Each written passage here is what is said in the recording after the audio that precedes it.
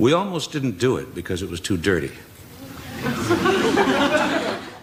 They laughed together on screen, but behind the curtain, a shocking betrayal shattered Hollywood's favorite duo. What really happened between Rock Hudson and Doris Day, and why did Hudson vow never to work with her again? The hidden truth will leave you stunned. From the outside, Rock Hudson and Doris Day seemed like a match made in cinematic heaven. Their chemistry lit up the screen in the late 1950s and early 1960s, defining an entire era of romantic comedies. Movies like Pillow Talk didn't just entertain. They made audiences believe in the fantasy of love, wit, and innocence. The public adored them, critics praised them, and studios cashed in on their box office power. But Hollywood magic is rarely as pure as it looks. Behind the curtain, Hudson was known to have an easygoing charm, but he was also guarded. He had to be. Doris, meanwhile, cultivated her squeaky clean girl-next-door image that audiences expected. The two worked well together professionally, but their relationship outside the cameras was more complicated than anyone realized. Fans imagined their connection continued off-screen, but, in reality, theirs was a fragile friendship built under the weight of a judgmental Hollywood system. Hudson appreciated loyalty more than anything. In an industry where gossip could destroy careers overnight, he carefully chose whom to trust. For a while, Doris seemed to be in that circle. Yet, as time went on, cracks began to form in the polished image of their partnership. When the spotlight shone brightest, they seemed unbreakable. But whispers from studio insiders and people who worked on set hinted at a very different story. Something happened between them that no one dared to speak of at the time. A fracture that changed everything. And as the years passed, what once looked like Hollywood's happiest pairing quietly fell apart. But why? And what could drive a man like Rock Hudson to refuse to ever share the screen with Doris Day again? The answer begins with Hudson's most carefully guarded secret. On the surface, Rock Hudson looked like the perfect Hollywood leading man. Tall, impossibly handsome, and charming in a way that made both women and men stop in their tracks. Studios built him up as the ultimate romantic hero, the kind of man every woman dreamed of and every man wanted to be. But behind that crafted image was a secret that Hudson spent his entire career protecting. A secret that, in the 1950s and 60s, could have completely destroyed him. Hudson was gay in an era when even the faintest rumor about someone's sexuality could end their career overnight. Hollywood was ruthless about image, and agents, studio heads, and publicists went to extreme lengths to protect their stars. Fake marriages were arranged, staged photographs of dates were leaked to the press, and whispers were buried before they had the chance to spread. Rock lived in constant fear that someone would expose the truth. And because of that, loyalty became everything to him. If he let someone into his inner circle, it was because he trusted them to protect not only his career, but his very life. This is where Doris Day enters the picture. Rock and Doris built their on-screen chemistry into a friendship off-screen as well, at least at first. She represented safety for him, America's sweetheart, wholesome and untouchable. If she was by his side, nobody questioned him. But beneath that glossy image, there were growing tensions that no fan could have imagined. Doris was fiercely protective of her own career and her carefully maintained reputation. Her entire brand rested on innocence, morality, and being the woman next door that everyone adored. To even be associated with scandal could tarnish that forever. When subtle whispers began circling about Rock's private life, he expected Doris to remain a loyal friend. After all, she benefited from his presence too. Their pairing elevated her films just as much as it elevated his. But Hollywood loyalty is complicated, especially when image and survival collide. According to those who were there,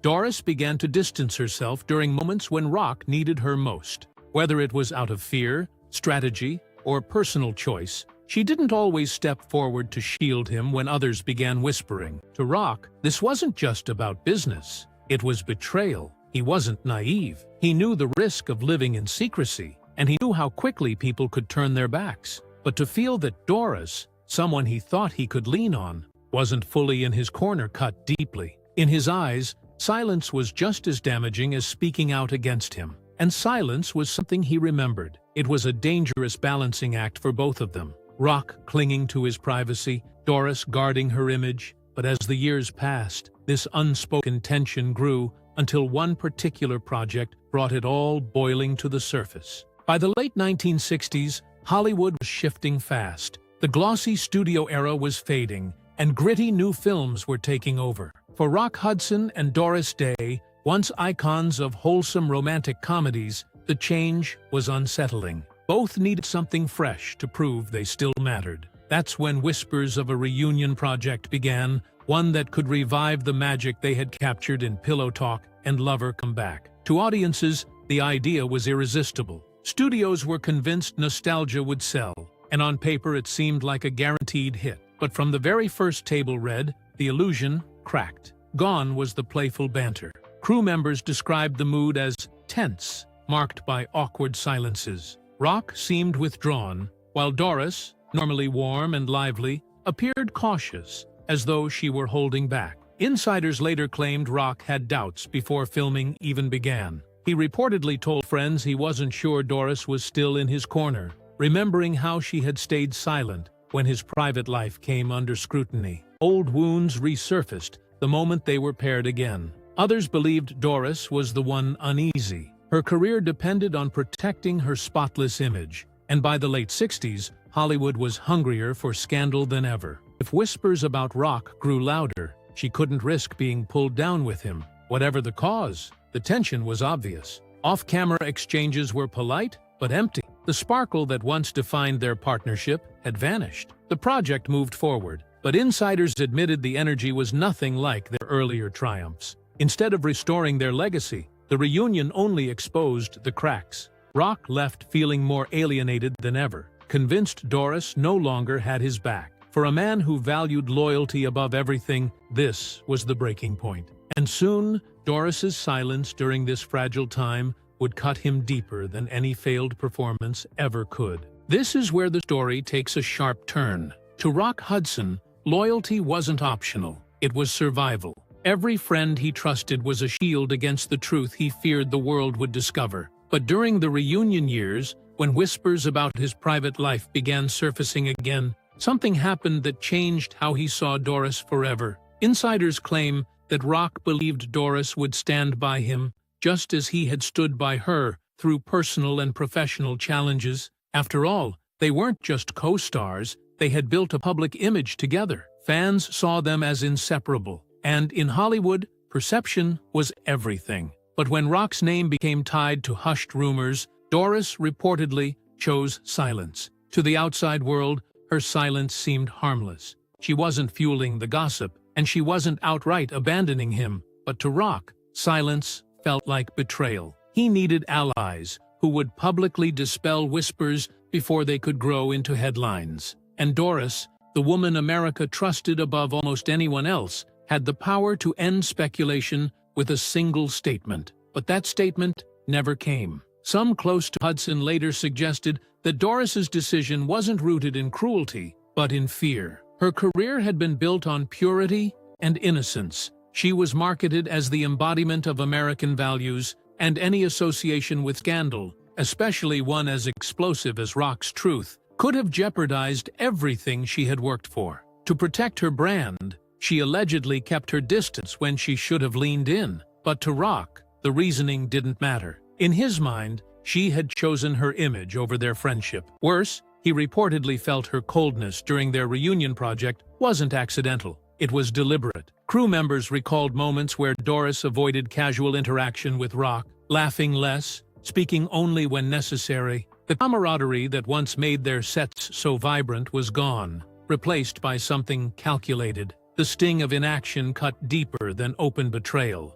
Rock wasn't asking Doris to sacrifice her career. He was asking for a show of support, a sign that she valued their friendship enough to risk standing near him when Hollywood's whispers grew dangerous. Instead, he got distance. Years later, those close to Hudson would recall how he never forgot the way Doris handled those moments. They say he didn't rant or rage about it. He simply remembered. And once Rock remembered someone as untrustworthy, there was no turning back. It wasn't just about one project, one silence, or one rumor. To Rock, it was proof that when he needed her most, Doris Day wasn't truly in his corner, and after that, their professional relationship would never recover. But what happened next on set confirmed what Rock already suspected, and it made the fracture between them permanent. The cracks between Rock Hudson and Doris Day weren't just felt, they were seen by everyone who worked with them. Crew members, assistants, even extras on set whispered about how different things felt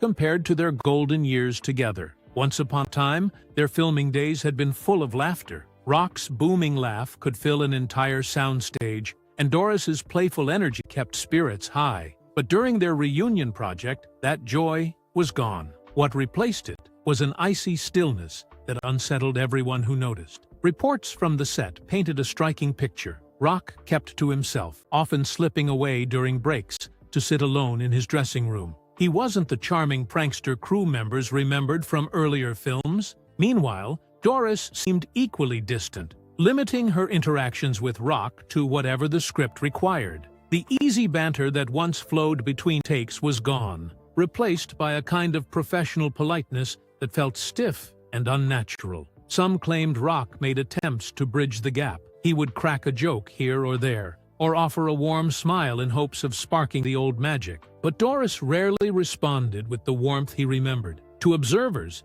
it looked like she was actively keeping a wall between them. This wasn't a fight that exploded in arguments or dramatic confrontations. It was something worse. It was quiet, cold, a slow freeze of a friendship that once defined an era. The tension began to bleed into the work itself. Scenes that should have carried the sparkling charm of pillow talk instead felt forced. The camera couldn't hide it. The twinkle was gone from their eyes. The chemistry that once had audiences swooning now seemed like two professionals going through the motions. Insiders later admitted the studio was concerned. They had banked on nostalgia, but what they got was a reminder that time and hidden resentments change everything. Behind the scenes, whispers spread. Some crew members speculated Doris was protecting her brand. Others believed Rock was quietly punishing her with distance, refusing to engage with someone he no longer trusted. Whatever the truth, the damage was clear. The partnership was broken.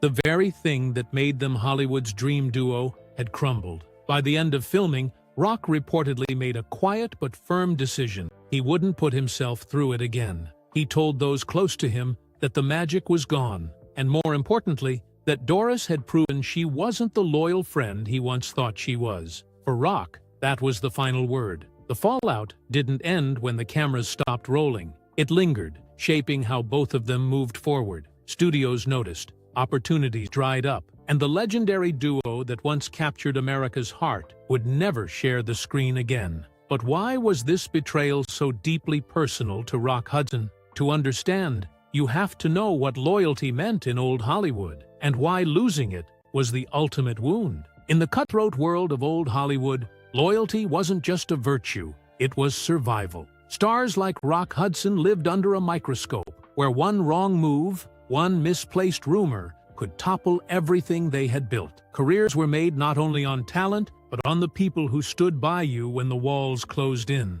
And for Rock, who carried the heavy burden of hiding his true identity, loyalty was worth more than any paycheck, any headline, any role. When Rock felt betrayed by Doris Day, it wasn't about ego or competition. It was about the unspoken code of survival in an industry that could turn on you in a heartbeat. Friends weren't just companions, they were shields. If you had the right allies, the right people to speak up for you, the machine of gossip could be shut down.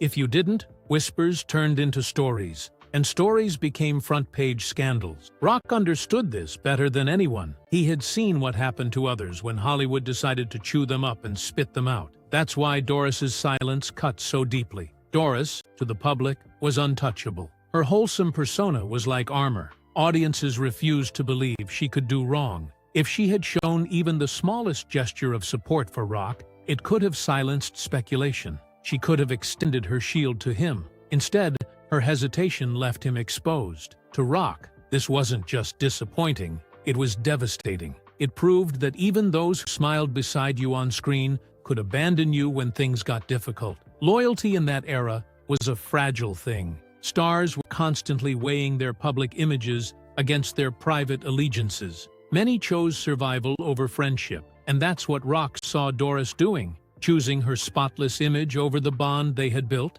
In his mind, it wasn't just a professional misstep, it was personal. He had given her trust, and she had let it slip away. This sense of betrayal stayed with him long after their reunion project wrapped. Friends close to Hudson recalled how he quietly closed the door on Doris after that experience. There was no dramatic public fallout, no heated words for the press to devour. Rock wasn't the type to air grievances openly. Instead, he made his decision in silence. He would never work with her again. And true to his word, he didn't. Offers that once would have paired them together again were turned down. Hollywood's golden duo was over, not because of box office failure or shifting trends, but because Rock Hudson believed Doris Day had failed him when he needed her the most. But the story doesn't end there. Decades later, when the truth about Rock's life finally emerged, people began to re-examine that fractured bond.